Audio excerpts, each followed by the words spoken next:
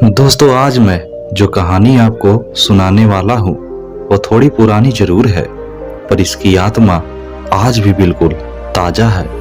दोस्तों, इस कहानी से हम जानेंगे कि हमें जो कार्य करने से मना किया गया हो और जब हम उसी कार्य को कर देते हैं तो क्या वह सही होगा या गलत। जब हमारे पास ऐसी कोई समस्या आ जाए तो क्या करें, लोग आपको क्या कहेंगे और क्या समझेंगे, और आखिर ऐसा होता क्यों है। तो दोस्तों, इससे पहले कि हम कहानी में आगे बढ़ें, आप हमारे इस चैनल को सब्सक्राइब जरूर कर लें। तो चलिए कहानी में आगे बढ़ते हैं। दो बौद्ध भिक्षु पास के गांव से भिक्षा लेकर वापस मठ की ओर लौट रहे थे। उनमें से एक बूढ़ा भिक्षु था जिसे काफी अरसा हो गया था संन्यास लिए, और दूसरा एक युवा भिक्षु था, उसने हाल ही में संन्यास लिया था। दोनों शांत भाव से अपने रास्ते पर चलते जा रहे थे। रास्ते में एक नदी पड़ती थी जिसको पार करके जाना पड़ता था। आजकल बरसात के कारण वो नदी उफान पर थी। जब वे दोनों उसके तट पर पहुंचे तो उन्हें वहां एक स्त्री दिखाई दी जो नदी पार करने की कोशिश कर रही थी। वह इतनी सुंदर थी कि किसी अप्सरा से कम न प्रतीत हो रही थी। पानी से भीगे उसके वस्त्रों के नीचे से उसके सुकोमल अंग झांक रहे थे। स्वर्णाभूषण उसके रूप को अनुपम दिव्यता प्रदान कर रहे थे। जब भिक्षु उसके पास पहुंचे तो उस स्त्री ने उनको प्रणाम किया और बताया कि वो यहाँ के राजा की कन्या है जो शिकार खेलते हुए भटक गई है। नदी के पार उसका नगर है। उसने विनती की कि कृपा करके मुझे इस नदी को पार करवा दें। नदी का वेग इतना ज्यादा है कि मैं अपने शरीर को संभाल नहीं पा रही हूँ। दोनों भिक्षुओं ने नदी की ओर देखा। किनारे के उबड़ खाबड़ पत्थर, तल की चिकनाहट और ऊपर से धारा का वेग, कुल मिलाकर उसे पार कर पाना किसी कोमल मनुष्य के लिए अत्यंत कठिन था। परंतु समस्या सिर्फ यही एक नहीं थी, समस्या एक और भी थी। भगवान बुद्ध ने भिक्षुओं को नारी से दूर रहने को कहा था, इसलिए वो उसको पार नहीं करवा सकते थे। नारी स्पर्श से तो अब तक संचित समस्त साधना एक क्षण में नष्ट हो सकती थी। बूढ़ा भिक्षु अभी यह सब सोच विचार ही कर रहा था कि युवा भिक्षु आगे बढ़ा। उसने स्त्री को अपने कंधे पर उठाया और नदी में उतर गया। बूढ़ा भिक्षु ये सब देखकर हक्का बक्का रह गया। वो भी उसे गुस्से से देखता हुआ पीछे पीछे नदी पार करने लगा। युवा भिक्षु दूसरे किनारे पर पहुंच गया। उसने स्त्री को अपने कंधे से उतारा और उसे विदा दी। वह स्त्री भी उनको प्रणाम करके वहां से चली गई। युवा भिक्षु शांत भाव से मठ की ओर बढ़ने लगा। पीछे पीछे बूढ़ा भिक्षु भी तट पर पहुंचा। पहुंचते ही उसने युवा सन्यासी को उपेक्षा के भाव से देखा। बूढ़े भिक्षु की आंखों में क्रोध और दुर्भावना थी। उसने युवा भिक्षु की तरफ मुंह फेरा और शीघ्रता से मठ की ओर पांव बढ़ाने लगा। आवेग में चलते चलते वह विचार कर रहा था कि देखो, एक हम हैं जिन्होंने इतने साल तक अपने ऊपर किसी स्त्री की परछाई तक नहीं पड़ने दी, और एक ये हैं आजकल के युवा सन्यासी। स्त्री की छाया तो दूर, उसे स्पर्श भी किया, और सिर्फ स्पर्श ही नहीं, उसे कंधे पर उठा भी लिया। अभी मठ में जाकर भगवान बुद्ध से इसकी शिकायत करता हूँ।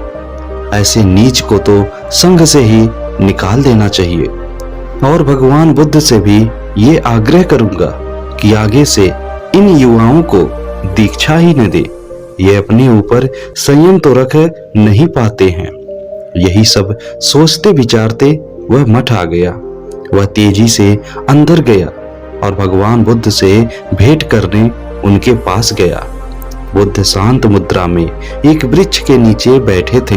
बौद्ध भिक्षु ने उन्हें प्रणाम किया और सारा किस्सा सुना दिया कि कैसे उस युवा भिक्षु ने उस स्त्री को नदी पार करवाई।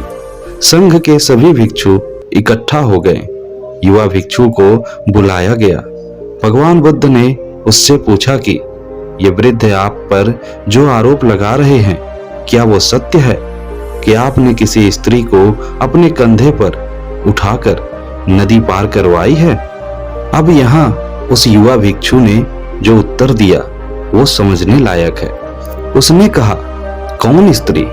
अच्छा वो, हाँ, मैंने उसे नदी पार करवाई थी, परंतु भगवान, मैंने तो उस स्त्री को नदी के उस पार अपने कंधे पर उठाया और इस पार उतार दिया था, पर ये वृद्ध भिक्षु तो अभी तक उसे अपने कंधे पर उठाए हैं। ये बात सुनकर बुद्ध मुस्कुराए। उन्होंने उस युवा भिक्षु को आशीर्वाद दिया और कहा कि सच में किसी कार्य में शारीरिक संलग्नता से कहीं अधिक प्रभावी मानसिक लिप्तता है। युवा भिक्षु ने परोपकार की भावना से उस स्त्री को उठाया, इसलिए उसका मन दूषित नहीं हुआ, जबकि बूढ़े भिक्षु का मन द्वेष भाव से भर गया और वे अब तक अशांत हैं। सारी बात हमारे मन की है। ये सारी बात खुद के अंदर की सोच पर निर्भर होती है। युवा भिक्षु उस स्त्री को कंधे पर उठाकर भी उससे मुक्त रहा, क्योंकि उसने कार्य को किया जिसे बुद्ध ने मना किया हुआ था। स्त्री का स्पर्श नहीं करना है, लेकिन बुद्ध ने परोपकार करने से कभी मना नहीं किया था। उन्होंने गलत भावना से किसी स्त्री को छूने से मना किया था। युवा सन्यासी ने ठीक वही किया। उसने उस स्त्री को परोपकार की भावना से छुआ, इसलिए वो गलत नहीं था। उसके मन में किसी तरह के काम या वासना की भावना नहीं थी, इसलिए वह उस कार्य को करने के बाद ही उससे मुक्त हो चुका था। लेकिन बूढ़ा भिक्षु उस स्त्री का स्पर्श किए बगैर भी उससे बंधा रह गया, क्योंकि वह इस बात को समझ ही नहीं पाया था कि परोपकार किसी व्यक्ति को देखकर नहीं, बल्कि आवश्यकता देखकर की जाती है। और जिसके साथ हम परोपकार कर रहे हैं या जिसकी हम मदद कर रहे हैं, वह कोई भी हो सकता है। वह कोई पुरुष हो सकता है, वह कोई स्त्री हो सकती है, वह कोई बच्चा हो सकता है, या फिर वह कोई बुजुर्ग व्यक्ति हो सकता है। यह तो सिर्फ हमारे मन की बात होती है कि हमारा मन हमसे क्या करवाता है, वह किसी बात को किस प्रकार से समझता है और किस प्रकार की भावना हमारे अंदर उत्पन्न करता है। दोस्तों, अक्सर हमें अच्छा व्यवहार करने का ही शिक्षा दिया जाता है। इसलिए दोस्तों, हमें कभी भी लगे कि हाँ, इस काम को करने से हमें मना किया गया है, तो सीधे आप उसको मना मत करिए। आप ये देखिए कि परिस्थिति कैसी है। ये मत सोचिए कि अगर हम इस कार्य को करते हैं तो इससे हमें कोई पाप मिलेगा या हमारे सारे अर्जित किए गए पुण्य कर्म समाप्त हो जाएंगे। देखिए कि उस कार्य को करने से अगले व्यक्ति की मदद हो सकती है या नहीं। उसमें हमारा कोई स्वार्थ नहीं है, यह केवल परोपकार की भावना है। तो उस कार्य को अवश्य करिए। इससे आपके मन को शांति मिलेगी और आप इस कार्य से अच्छे पुण्य अर्जित करेंगे। तो उम्मीद है दोस्तों, आप सभी को इस कहानी से जरूर कुछ सीखने को मिला होगा। तो दोस्तों, अगर ये कहानी आपको अच्छी लगी हो तो इस वीडियो को लाइक जरूर करें और इसे अपने दोस्तों, अपने परिवार वालों के साथ भी शेयर अवश्य करें और हमारे इस चैनल को सब्सक्राइब करके इस चैनल का सपोर्ट जरूर करें। धन्यवाद। जय हिंद।